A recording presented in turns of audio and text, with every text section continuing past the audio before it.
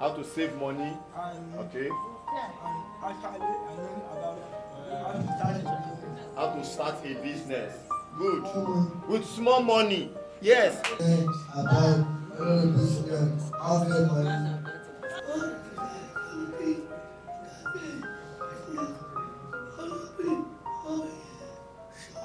Shop. Okay, so she said she has not about business and she wants to open a shop. You have right to? Right to marry. Can you do it in your mommy's house? Right to? Right to work. You have right to work, okay? What? Right to what? Right to life. Right to do business. Right to do business. I love this. In working farmer, I work before. Good. It's not something a woman alone can do. It involves both the parents.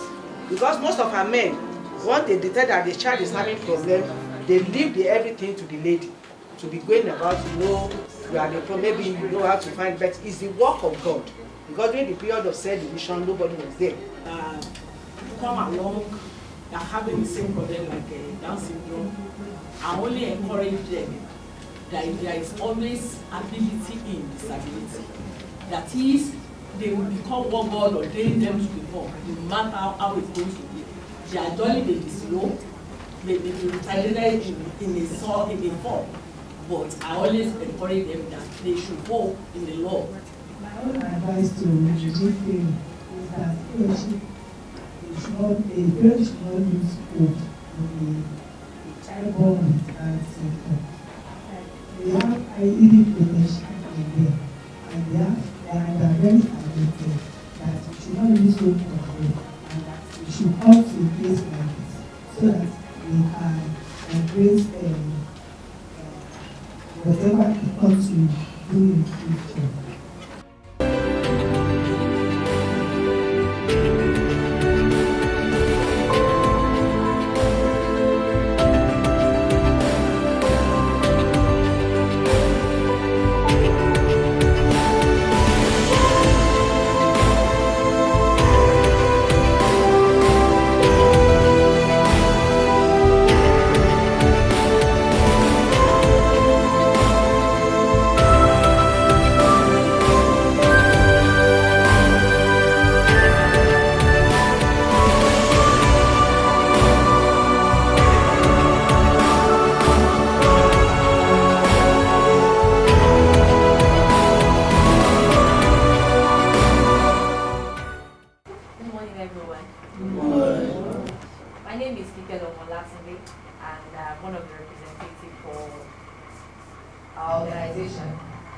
Okay, so our organization is called the Initiative for National Growth Africa, and over the years we've been working with Down Syndrome Foundation, and today we also want to facilitate a commemoration with the World Down Syndrome Day, and we decided to have this program. Our founder is not on board, she's not around, so we'll be sharing our welcome speech shortly. So I just want to prepare you ahead that the next words you'll be hearing will be from our founder, our co-founder, the president of Ms. Racheal Inegbedion. Good day, everyone. It is with great joy that I welcome you all, our wonderful parents, our brilliant young adults, and our dedicated caregivers and staff of the Down Syndrome Foundation, and our esteemed members of the Special Needs Initiative for Growth. Today is not just another gathering. Today is the beginning of something special. Yes, we are all here today because we believe in something bigger than just a one-day event. And we believe in possibilities, we believe in growth. And most importantly, we believe in our children, we believe in our young adults and their potential and the future that's ahead of them and their right to thrive in a society that recognizes their unique strengths. And so, I understand and I know the challenges that we face in the country at the moment, and I know that the struggles you all, as parents, as guardians, we go through daily, it's enough to kind of deter us. But we need to ensure that each one of us here today gets the best out of this program. That means ensuring that our young adults get the best care, the best education, and the best opportunities. Thanks to Down Syndrome Foundation, Down Syndrome Foundation Nigeria, they are doing an amazing job, but again, we can do better. And so we understand it's not easy, but let me tell you this, we are actually here today because we refuse to let the challenges define us. Instead, we're here to find solutions, to learn, to grow, and to create a better future together. And so let me start by saying, why are we here?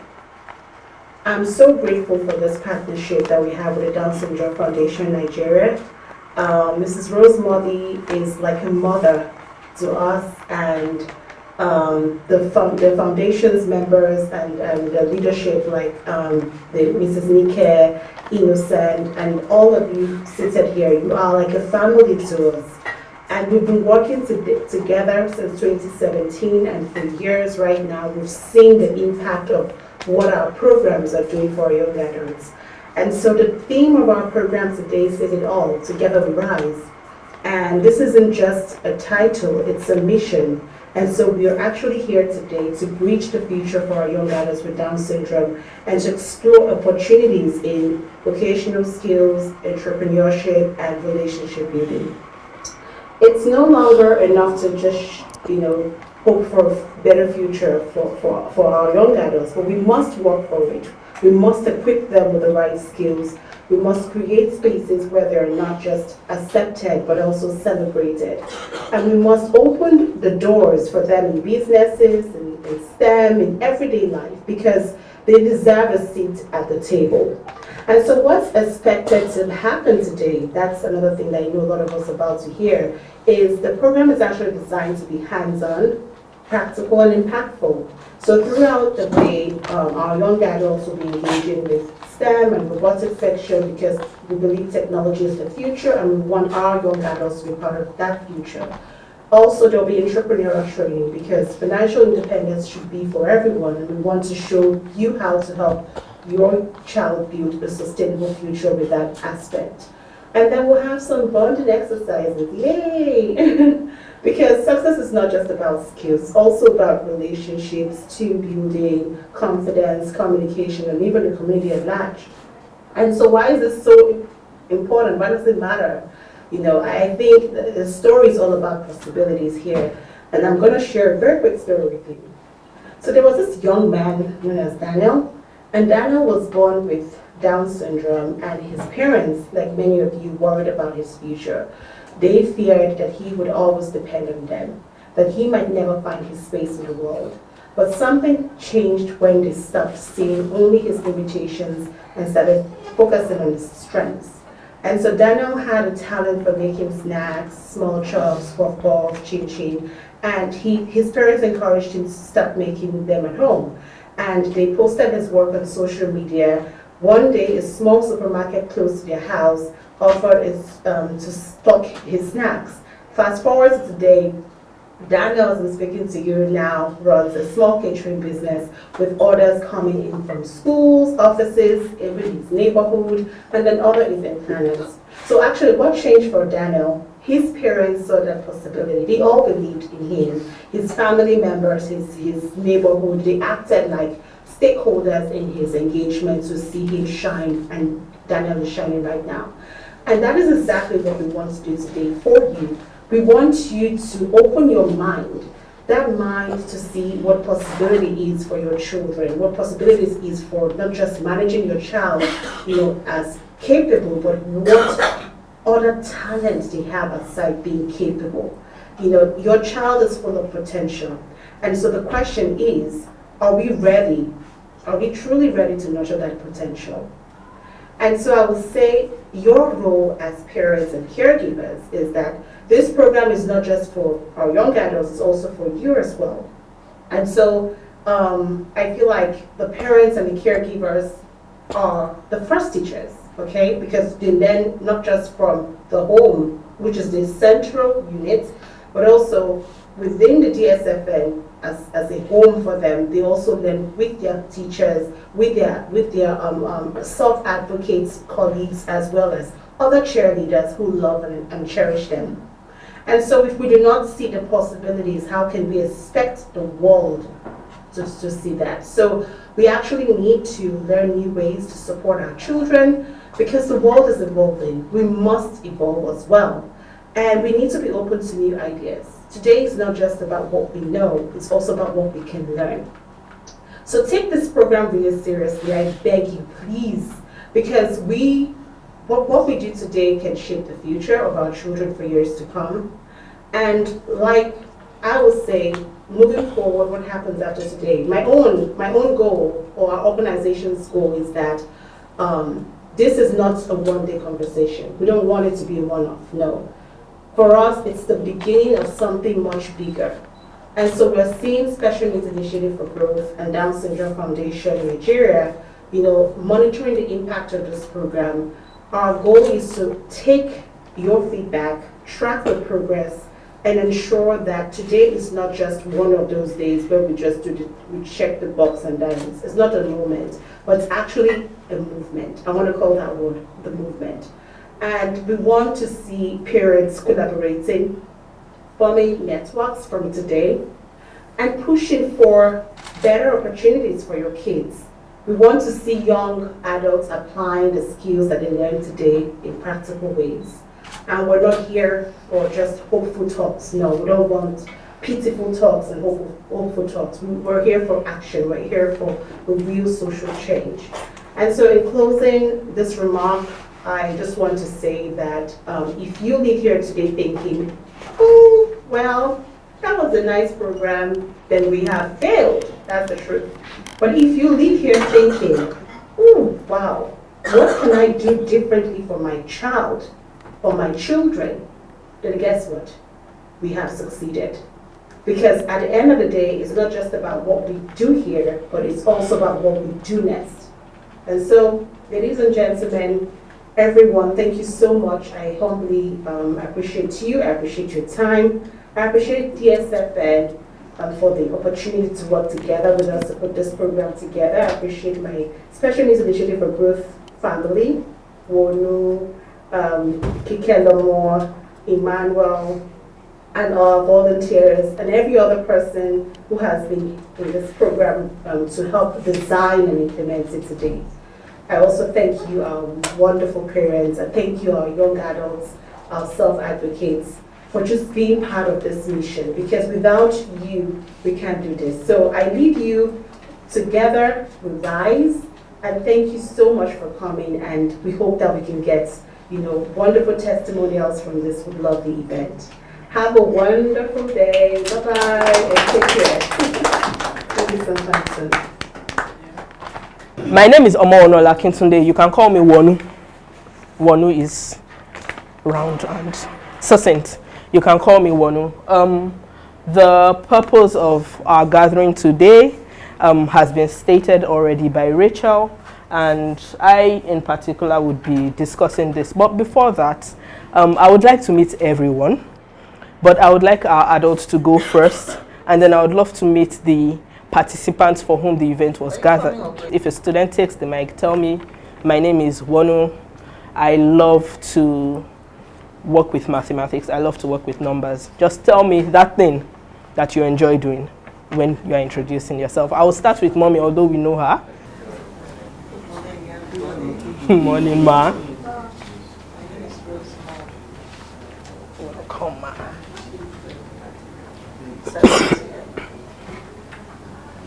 I love to see people do things in life. Thank you very much, Ma. Good morning, everyone. Good morning. My name is Barbara. I love socializing with families and friends. Thank you very much. My name is Tomisi Otsuru. Tomisi. I think right to marriage. I love my sister so much. She says she loves her sister so much. Okay, thank you. Good morning, everyone. Good morning. My name is Uwabu Nomokore Deshoshino. I love cooking. Thank you, Ma. My name is Ade Arbo Mrs. I love to pass mathematics and people's life. Thank you. I want farmer.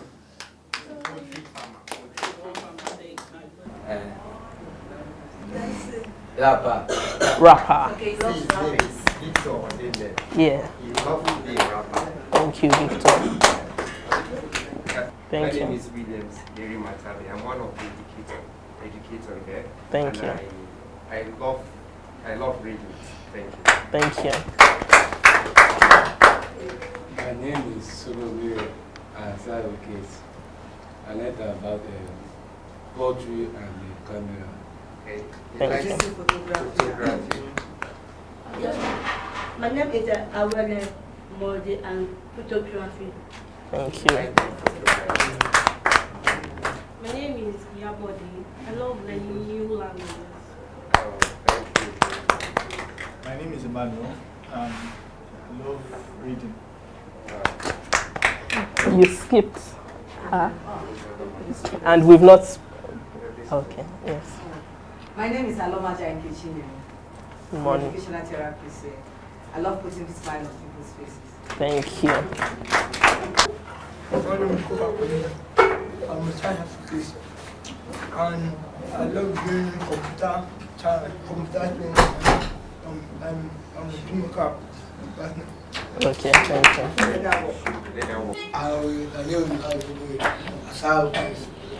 I want farmer.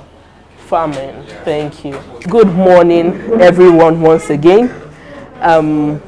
We have shared different activities that we love doing, and in so we have expressed the enterprise that we stand for. Today's class is Entrepreneurship Crash Course. In business, when you do business, there are 4 factors, 4 key elements of every business. In economics, you will talk about land, you will talk about labor, you would talk about other resources, and then you will talk about entrepreneur.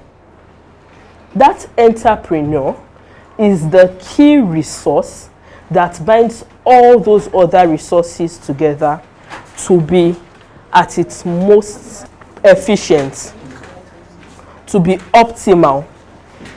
The entrepreneur is the soul of the business. Once you stop talking about the entrepreneur of the business, it means that you are now recognizing that business as an entity, its own person, stand alone, that can exist on its own. But at this point, what we want to address is entrepreneurship, which is basically me as a business, you as a business, the individual as a business. And you would see that in everything that everybody has said today, whether you know it or not, you are a brand. There is a brand called you. So from mommy that said that what she likes to do is cooking, or from our educational therapist here who told us that she likes to put a smile on people's face, what everything has in common is that you are adding value. All the mentions that we've made today, it is the crux of it, the foundation of it is that everybody is adding value.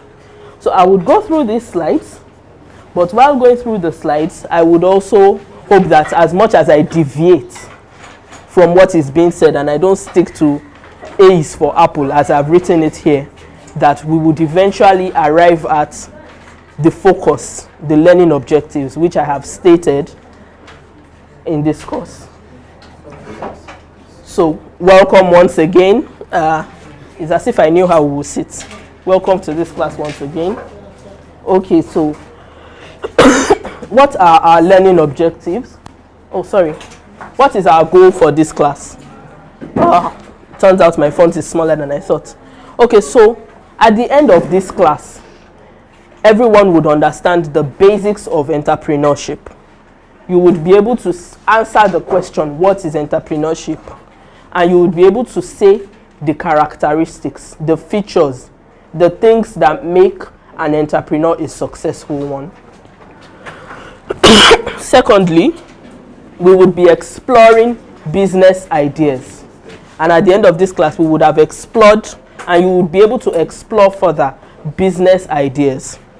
You would be able to recognize the small opportunities that are suited to your strengths, your passions, the skills that you have already started building on. You would also be developing further business skills. We would learn about money management, how to earn, how to save, how to spend. We would also talk about customer service, how to put a smile on people's face. We would also gain hands-on experience. We would role play business operations, packaging, dispatch. We would role play, different aspects of that. We would build confidence in our communication as much as possible. We would try a problem-solving skill. So we would have one single illustration, and then based on that illustration, we would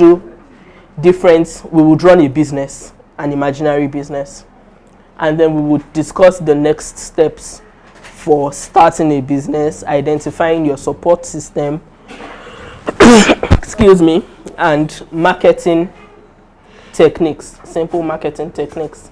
If you are with me, just a wave. Do you understand so far? Do you have any questions?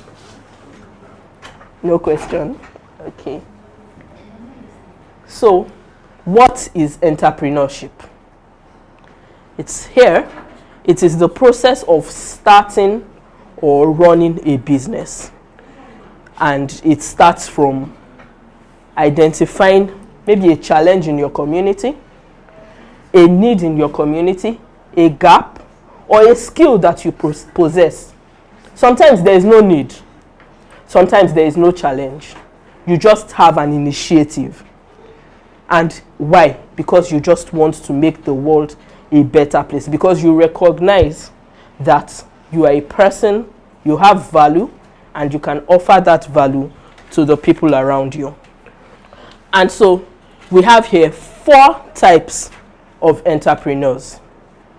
We have small business entrepreneurs, we have social enterprises, we have scalable startups, and we have innovation. A small business entrepreneur, a farmer, you are running a small business. A small business entrepreneur, you sell snacks, you bake. A small business entrepreneur, you are into drop shipping. There are many of these enterprises. The key factor of that small business entrepreneur is that it is me and my customer. I am the dispatch rider. Well, now we have access to making phone calls and everything. But usually, I'm the one that would make the snacks. I'm the one that would take it to go and sell. I'm the marketer. I'm the distributor. I am all in all. In that my business. I'm the beginning. And well, I'm not the end. The customers are the end. But I am everything. I have a small business. I'm buying and I'm selling. I'm making hair for people. I'm making clothes for people. Typical small enterprise. A social enterprise. When you introduced yourself, you said something. Apart from computer, before computer, you said you are an advocate. That is an example of a social enterprise. You are doing this thing to help other people. You are adding value to other people through that passion that does not necessarily come from the place of selling this phone or selling books or selling something. People may not see the item on the table that this is what they have bought. But that advocacy is a social enterprise because you are touching people's lives and impacting change and motivating them to do better, to see themselves better through your passion as an advocate. A scalable startup. The idea of a scalable startup, scalable means that it can become bigger. It means that there's an opportunity to grow it. there is prospect for it to become large. There's prospect for that business that is only you to start selling shares, to be listed on the stock exchange and become owned by maybe 1 million people that have never met you before, from America, from Canada, from Europe, from Ghana, to be a part of that business. It is there in the future, even though they may not be saying it now. And it is my belief that every idea is scalable. Practice makes improvements. I know they say practice makes perfect, but practice makes improvements. Practice makes improvements. The more I do, the better I get. The better I get. The Bible even says for the perfecting of the saints. I'm sorry, I don't know if everyone here is a Christian, but for the perfecting of the saints means that even the saint is not perfect. You are not even without sin, but you are a work in progress. So the key points being that, good morning, every business is scalable. Every idea can become bigger for as long as we continue to persist, for as long as we continue to try to put in effort to thrive. There is always room to become bigger. I start my business today, I'm stoning clothes manually. I keep working, I keep saving, I am diligent in my work. When I start standing before kings and not mere men, I have machines that are now doing the stoning. I now draw design and people are now putting those designs on prints for me. And like that, I have a warehouse in China. I have another one in Ghana. I have one in Aba. My business is scaling. It is expanding. And there is no single business. The example that Racheal gave is Daniel starting in his house. And by the time he's selling in one supermarket, scale A, the next one, every business has that opportunity to scale up. The final one is an innovation. Nobody knew we needed Facebook until it happened. We were writing letters, pen pal, dear Lagbaja in Lokoja. We will send it to take 2 by post, 9 posts. You will send the letter, it will take months before it gets to the person. The thing you are announcing to the person, this person is getting married, they might have done it before the person gets the letter. We didn't know that we had that need. And then somebody went and created Facebook. And when you think that they finished, another person created Instagram. When you think that it has finished, we have Twitter, we have WhatsApp. You know, it was like, this BlackBerry was the end. Then you saw WhatsApp. And, you know, that innovation even pushed BlackBerry out of the market. So sometimes an innovation is not born out of a need that people know that they have. You are the one that would create that need. You are the one that will spark that need in them to start thinking that, oh, I actually need this. And now you see people saying the internet is too slow. And some of us had phone with 2G. And now you hear people say MTN 5G. I don't like it. We didn't even know we needed this thing like 20, 30 years ago. We were okay with SMS and everything. So, okay, so yes, I think I've already started addressing this. Why start a business? To solve a problem, to make a valuable solution available or a valuable contribution available to your community, to create a job opportunity for yourself, and possibly, once the skills start coming in for others, you want your business and your income to contribute to the growth of the economy. You would wonder why. The gross domestic product of an economy is what is the value of those individuals. You will see posts where they would put the picture of an African child in tattered clothes, and they will say the average African child lives below $1 a day. And so you see they would put that, and it is very embarrassing because it's not everybody that is living like that. But once you leave Africa and you go to UK and you meet somebody, and I'm like, oh, you're from Nigeria. Ah, lovely. I know. Do you know Racheal? She's from Uganda. Am I coming from a village? No. I'm coming from a large continent that has many countries. But that awareness, that orientation is not there for a lot of people. There's a lot of ignorance about this continent and what we are doing, our brand, our ingenuity, the skill that we are doing, our diligence creates awareness for us, for our community. It puts us on the map. It makes, apart from, you know, just adding value, it creates that awareness about you. It changes people's perspective. That's why last year, for example, you see the government posting the numbers from dirty December. People are now coming to Lagos. People now know that, wow, in Africa, in Lagos, in Nigeria, there's this beauty, this social life. So the reasons why you start a business, you know, you are networking, you are putting yourself out there, you are adding to the value of your country, both in terms of the financial part, because you are also a taxpayer. So when you are driving on the road, when you are walking on that road that you are standing on, it is part of your money that built it.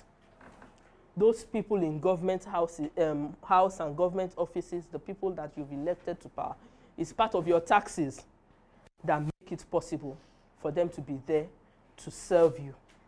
And those are one of the reasons, many reasons, why you are starting a business. And of course, another beautiful reason is so that you are the master of your time, the master of your decisions.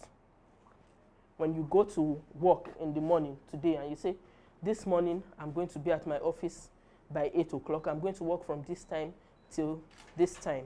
And somebody says, no, I want you to be there by 6 a.m. and not close until 9. But you have commitments to your family, and nothing allows you to get those things done better than being in charge of your time. You are working in an office and they tell you that you are chasing a contract of 200 million naira. And you get it. And everybody is happy, including your boss. And at the end of the month, your salary is the same. But because your boss is a good boss, he will buy pizza for all of you to share. And he has done what? He's a very friendly employer. But that idea, who did not sleep? Who did they send email to and had to reply immediately? It was you. But that 200 million idea, you got your normal salary and pizza with chilled Coke because you are staff of the month. And what else can they do for you? They'll put your picture up there for everybody to come in and see how hardworking you are. And you keep doing that time after time. These are the things that drive people to start their own business. And types of small business. I put a few pictures here. This person is selling honey. This business is selling cookies, but they did design on it and it looks like something from those Korean films. And people are buying it. They've added value. This person's honey now, you see it, they are putting it in different boxes, ready for shipping. This thing that we are looking at here that they've done design on is still cookies. But because of the fine artwork on it, they'll tell you that it's 2 for 5,000. And when you tell people, I'm selling it 2 for 5,000, that person whose child is going to be turning 10 and really likes that give me a name of a cartoon, likes that SpongeBob, is going to say, I want SpongeBob cookies. And that mommy too that likes her child, she will buy it from you. Sorry. So, I was going to make a list, but we've done this at the beginning of the class. We've talked about many small businesses that we are doing. Our passions are our businesses. Our passions are our brands. They are, thank you. Our passions are part of who we are. And whether or not you pursue an enterprise in your own passion, or you pursue an enterprise based on something you learnt, because nowadays we see people saying school na scam. Sometimes you have to pursue what you learnt and be doing what you like on the side until what you like can now stand on its own. And then you can say, I want to go and do what I like.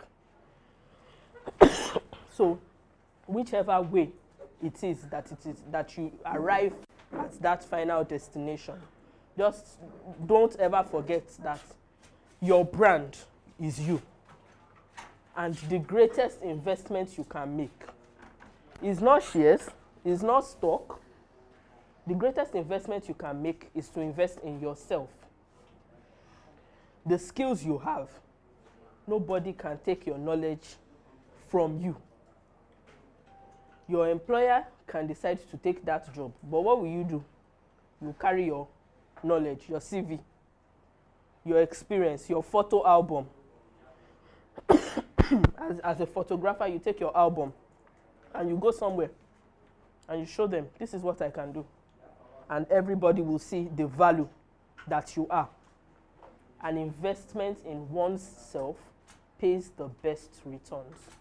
An investment in your own self would give you the best returns. And we must never be averse. We must never have a thing against always learning. When we were younger, eye pencil used to be one line like this, one line like this. And then you do lip line like this and you put lip gloss. That's it. And you've done your makeup and we are good to go. But now, they will lay foundation. After they lay foundation, step by step, they will draw. They will paint here, paint everywhere. And when they finish, we'll tell you 5,000, 15,000, 20,000. Some people are even paying millions for one day's makeup because they invested in themselves and they can command you to pay that money and you will drop it because you can see the value. So, thank you. So, what are the characteristics of a successful entrepreneur? What makes you stand out as a successful entrepreneur? What makes you get there? Number one, creativity. You have to be creative. Risk-taking. You have to take well-calculated risks. Well-calculated. Emphasis on well-calculated. Why?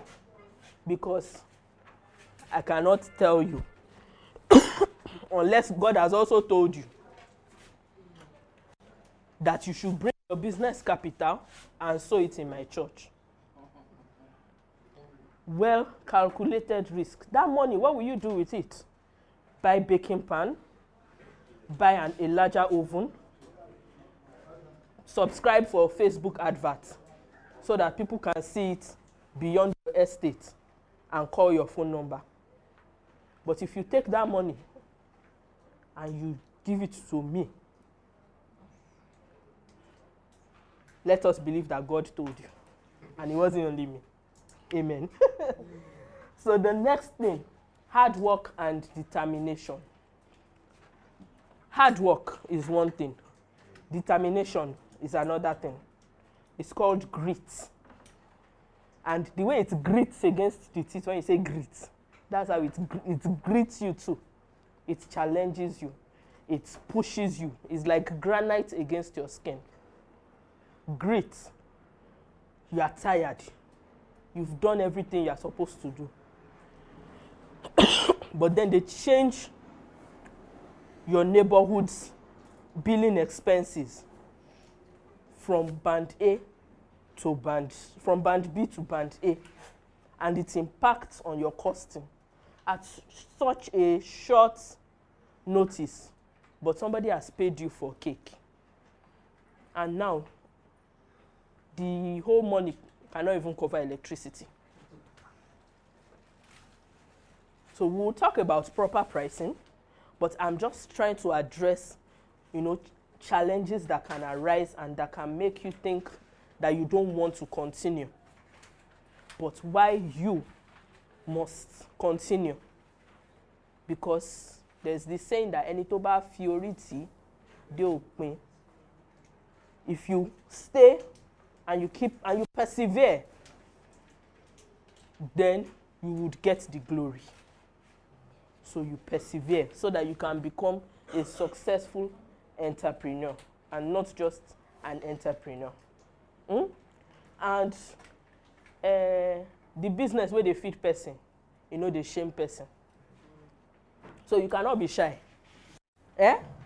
Because that is where your money is coming from. So you will carry your market on your head, whether literally or figuratively.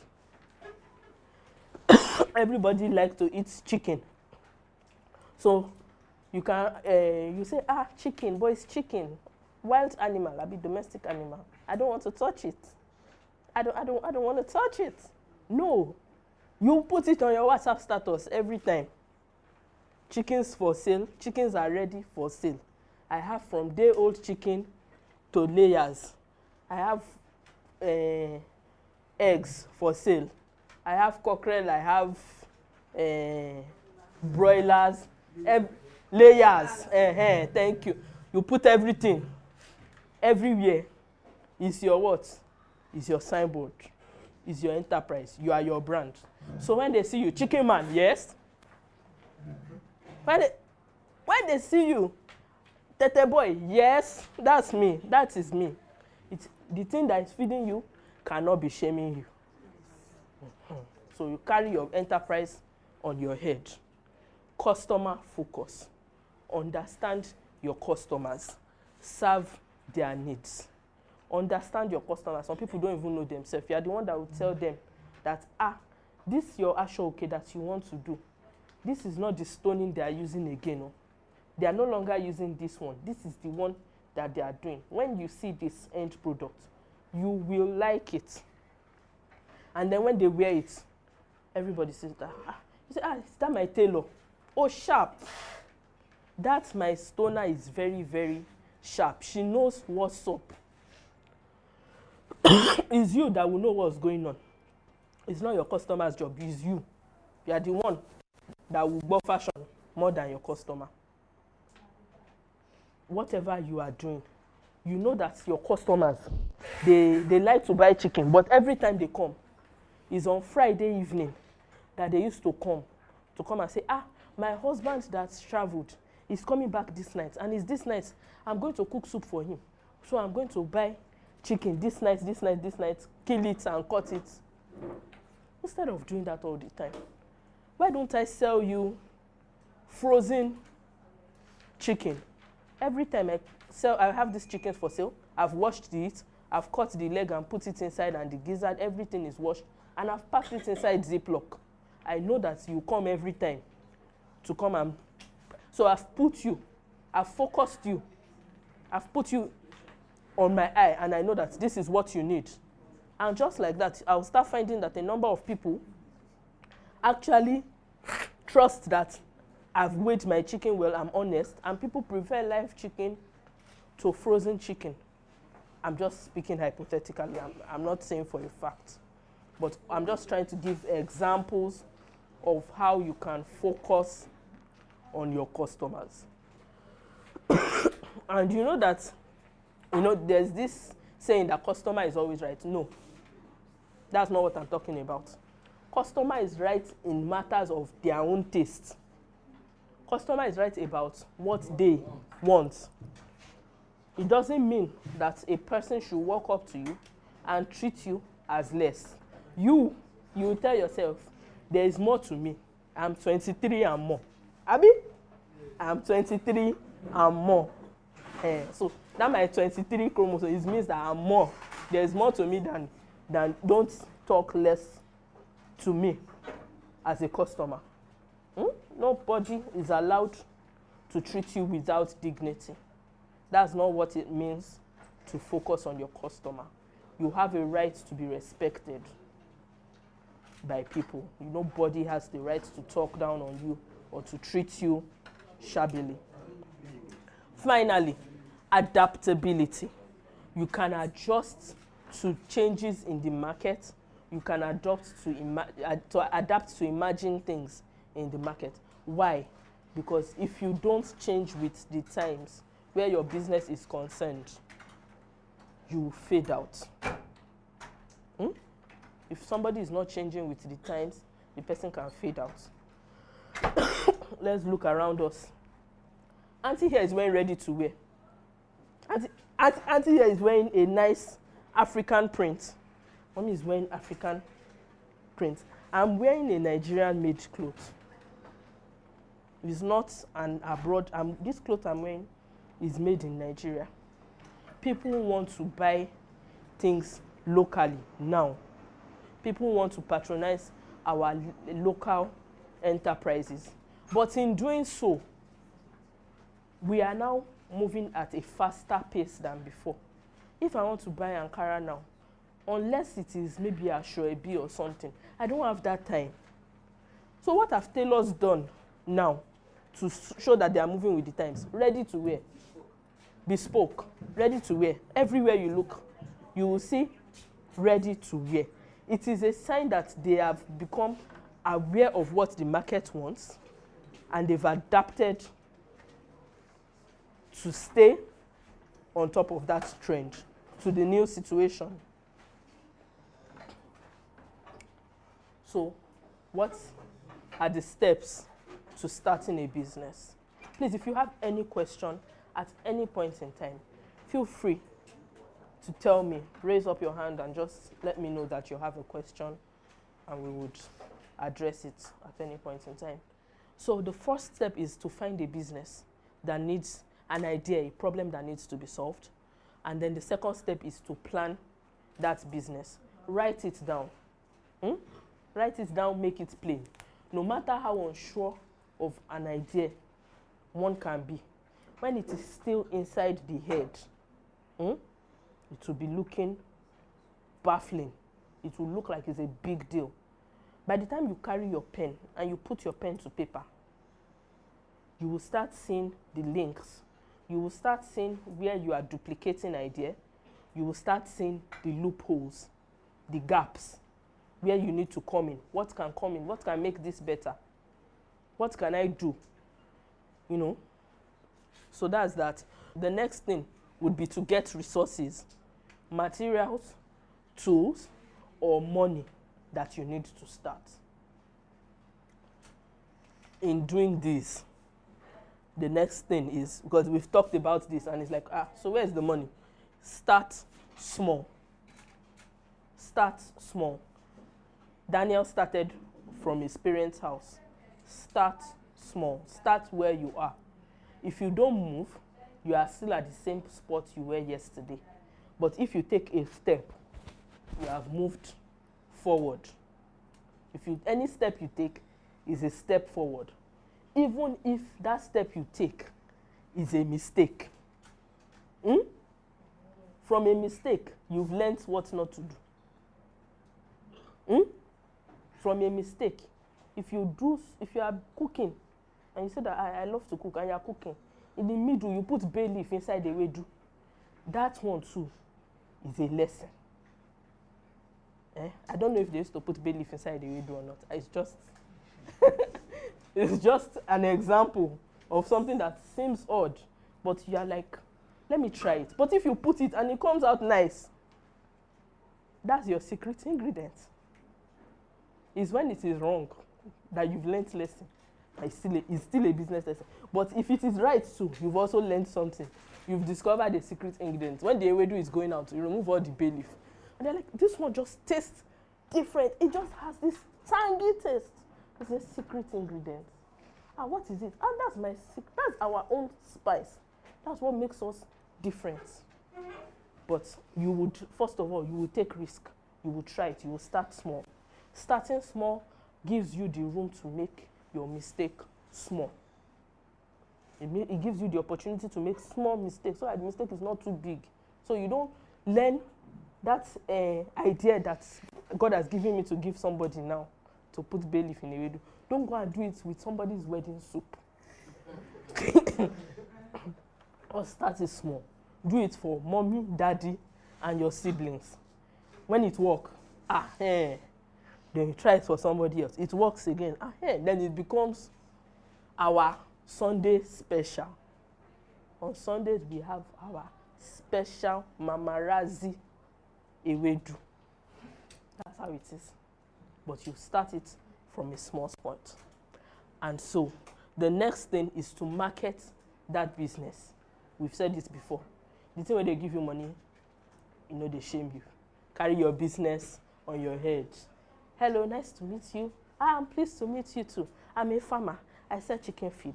I also sell birds. I have a fish farm. I sell this. I do that. I have frozen chicken. I also have, everything like that. Every conversation.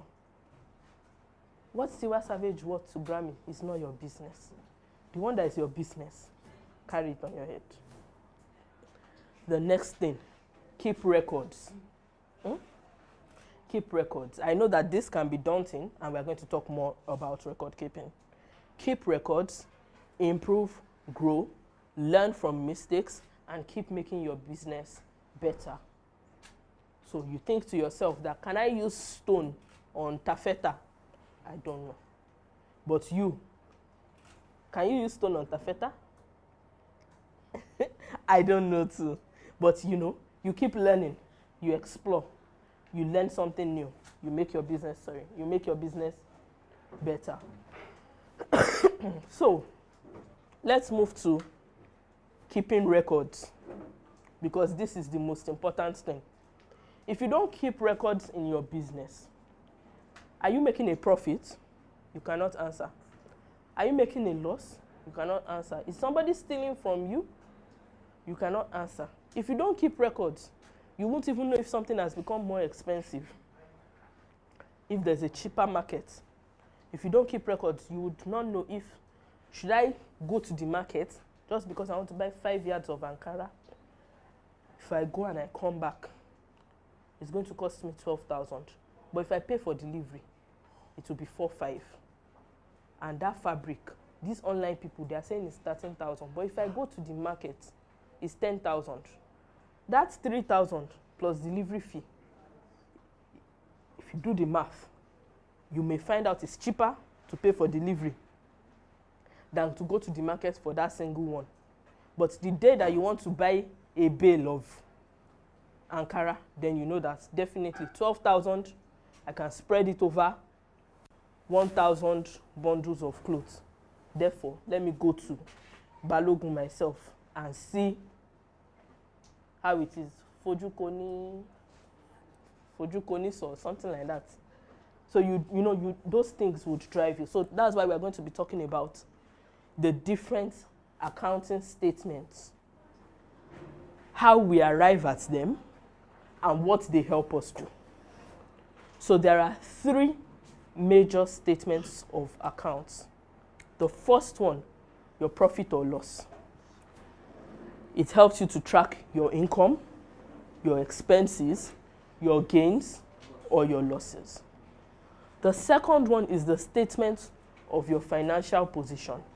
At any point in time, it helps you to know the performance, or for any period. You want to know, how have I performed? What are my assets? What are the people I'm owing? It will help you to know that, okay, can I afford to still borrow more money? If I decide that this money, I know I'm owing you 10,000, but please borrow me extra 10,000. I will pay you back. Those decisions, they would be informed by having an idea of your financial performance. Because you can tell the person you want to borrow money from that, please borrow me 10,000. It's for me to carry this thing from here, these chickens from here to Onigbo. The people that will buy it, they are there. But if I don't take it, I will be spending more money on electricity. But I promise you, if I go to Onigbo, this chicken that you are looking at is 100,000. I will easily pay you back the 10,000 that you borrow me. What gave me that confidence is that I have those assets and I know my financial position at that time. I know that I owe you 10,000. I know that I want to borrow 10,000 extra. So I will be owing you 20,000. But if I convert this 100,000 to cash, I will be better off and I would not be owing you. So that's what your financial position helps you to do. It's also called balance sheet. That's the old and popular, more popular name, balance sheet. And finally, the cash flow. The cash flow helps you to track your liquidity. Liquidity refers to how much cash. Cash is the soap of business, is the blood of business, is what makes things flow. The cash flow tracks your liquidity. It helps you to anticipate shortage in cash. It helps you to anticipate when you will have a lot of money. If you can anticipate shortage, of cash, it helps you to plan. Because if I know that chicken really moves in Easter, but it doesn't really move during the period when people are fasting, I can also tell the person that I'm owing that I will pay you back after Easter, instead of telling them I will pay them next month and disappointing them. You don't want to disappoint people because your integrity as a person, as a brand, you keep your word. It is a key element that everybody, every entrepreneur should have. That is what will make your business grow. When you get to the stage where you want to tell people to invest in your business, that is what will make them know that he is disciplined, he is sincere. We can trust him with that money. He will grow the business. A lot of people, they will start up an enterprise, and when they get grants, the first thing they do is buy a new car and buy designer, and they'll take pictures. Instagram, I'm here. No, you deal sincerely. You deal with integrity. It is hard. It is hard. It is very, very hard. But it pays off. It pays off. It gives you a network of people that you can call on. Because more than anything in business, more than money, you need people. And it's those people that will come to you. It's those people that would make referrals for you. You don't want to tell the person that, I know her. She does wedding makeup and she's very, very good. Knowing that she can arrive at the venue of at the hotel of the bride at 10 a.m. and church is 11. When the bride should be outside the church by 10:30. Do you want to refer that person that doesn't have that integrity, that doesn't have that discipline? So those things like that. So let's go back to what we're talking about keeping records. So when you do business, whether you are buying and selling goods or you are buying and selling a service, you are transacting with money. You are dealing with money. Buying and selling means that there's satisfaction on both ends, and based on that, you make a fair deal. You give me money, I give you those goods. So when it is my product, I am the business. So the main source of income is from sales. Thank you. So the main source of our income is from sales. And the main source of our expense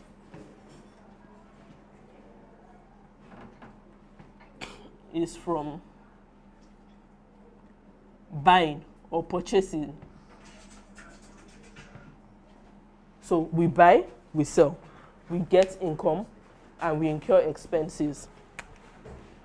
If we do it well, there should be what we call a margin.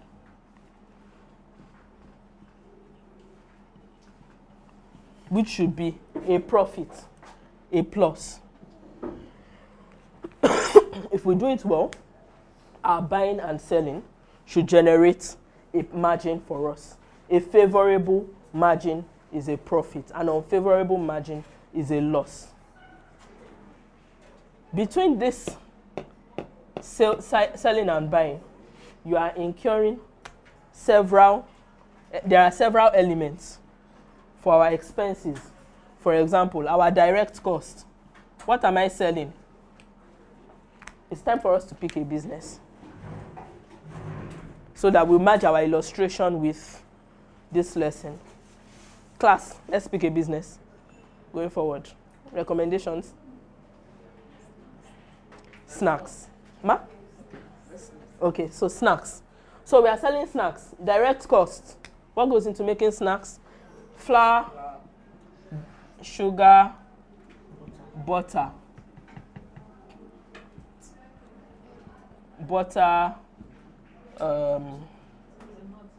Nutmeg, etc. Our direct cost. Yes, we have flour, sugar, butter, nutmeg. Eggs, thank you. Eggs, milk. Okay, so these are the direct elements of our expense. Am I right? Yes, ma'am. Wrong, ma. Yeast. Yeast. Oil. Flavor. So we've written it, everything. Okay. But I'm talking about the things. Thank you very much. Gas. And so on. So we say that these are the things that we consider direct costs.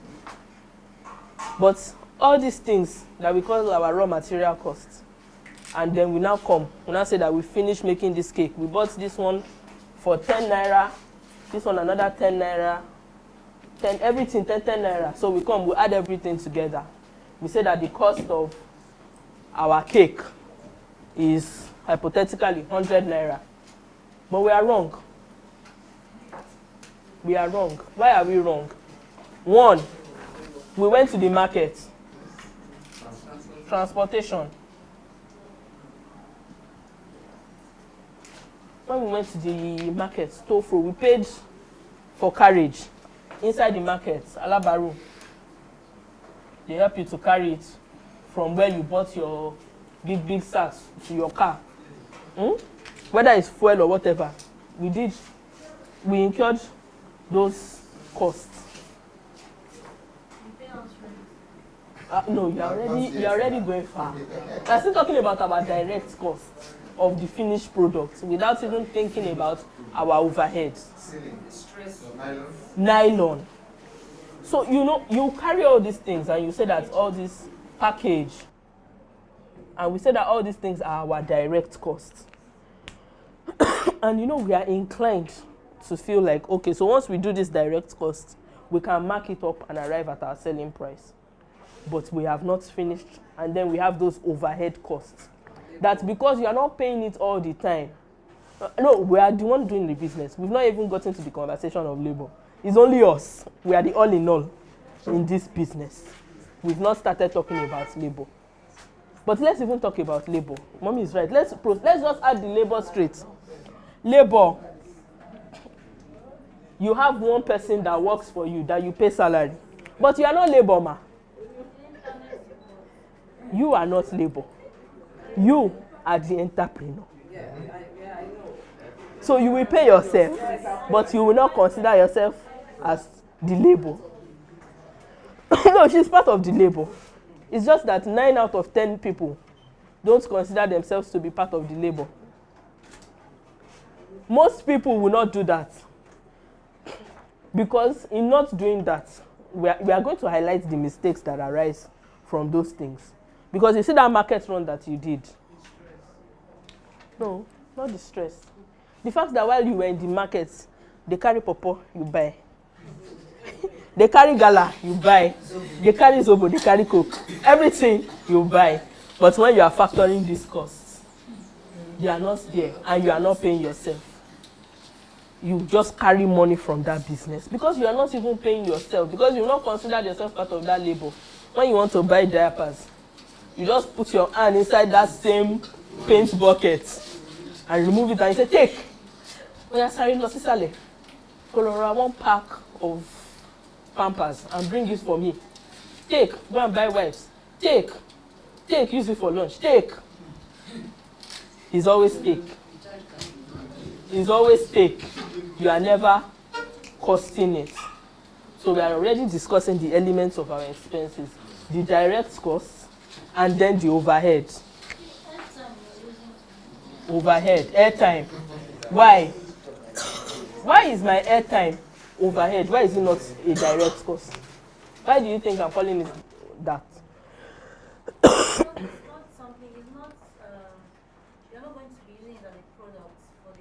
Because I can't tie it directly to one thing. In that business that we are making cake, we may also be making chin-chin and other things.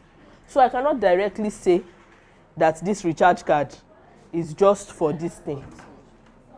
But it is an overhead that I must capture. The same thing with my rent. I cannot say that this rent, the cake that is only occupying 1 cabinet, and compare it to the chin-chin that is occupying 3 aisles. And but what can I do? I may want to allocate. I may want to prorate, maybe based on land space. But whichever way I'm going to do it, it is an overhead that I must capture, but it's not directly tied to one thing or the other. So that's why that's why I'm separating those elements, but at the same time, I want us to capture all the elements of our costing. So, power. So I will just call all of that utilities. Utilities, data, that's telephone and internet. Rent. Sorry, my writing is not very fine. So rent, utilities, then we'll now talk about. And while this, I kept saying I will bring labor down.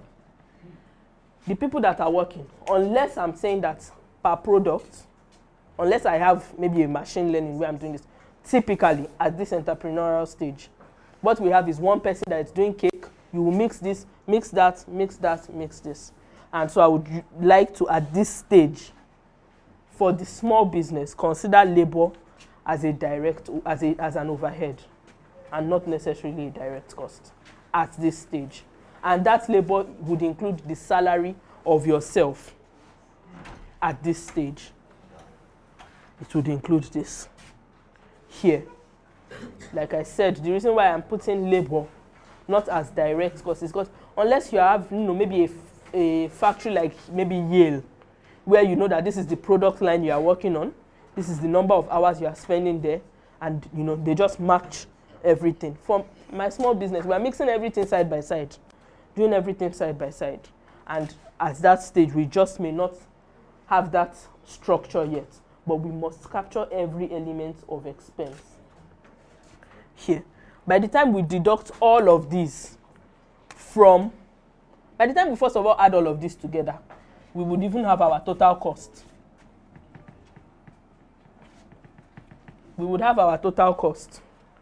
And based on this total cost that we have, total direct cost, we have our total direct cost, we have our total overhead.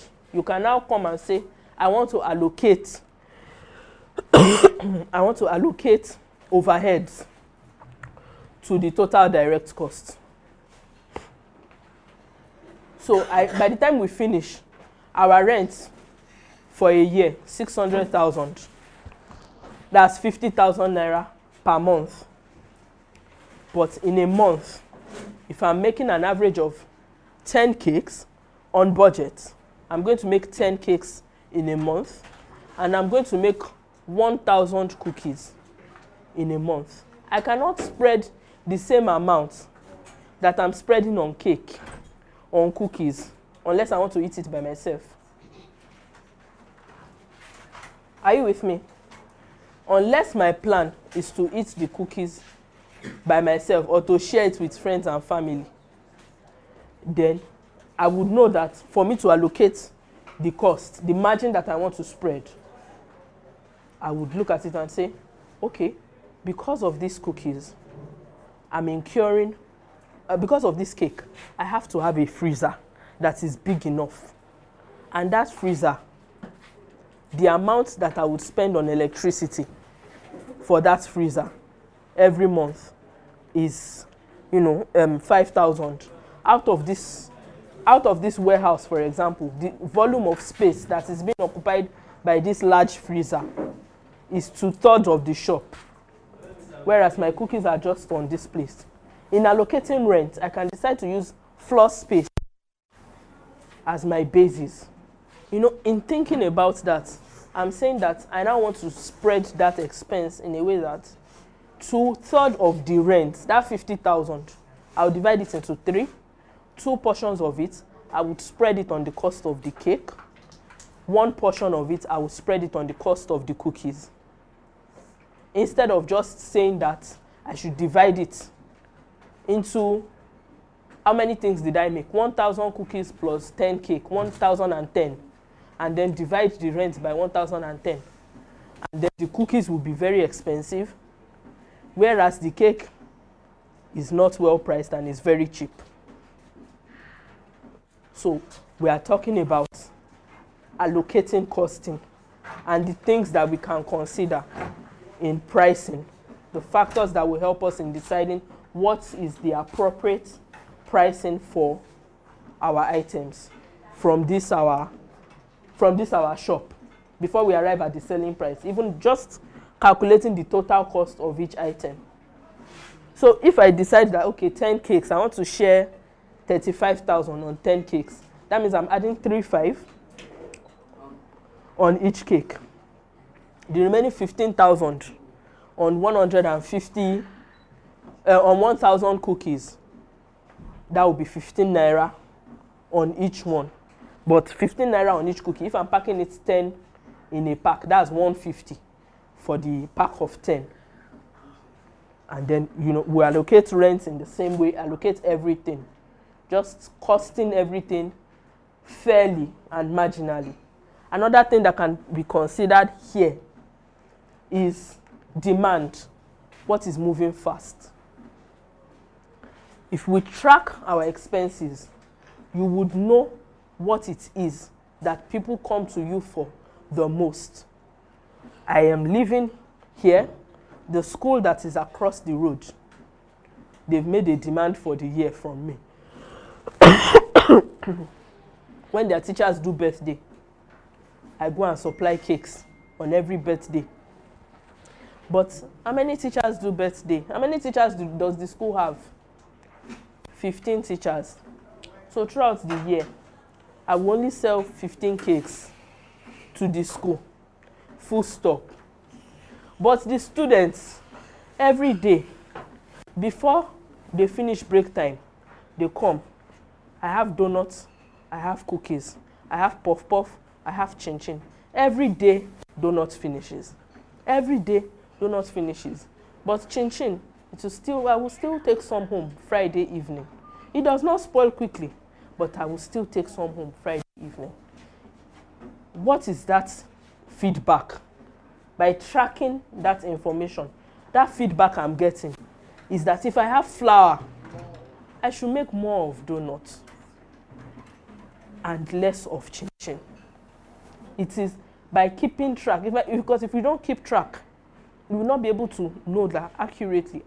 These students, they really, really like donuts, or they really can afford the donut. But keeping track would in fact help you to know that if flour costs more, you can say, I would increase donut by 20 naira and only increase chin chin by 5 naira. because you still believe that that 20 naira difference is not a deal breaker. That 20 naira will not discourage them from their purchase. So those are the things that they help us to track. And how do we keep track in terms of practical now? How do we keep track of everything?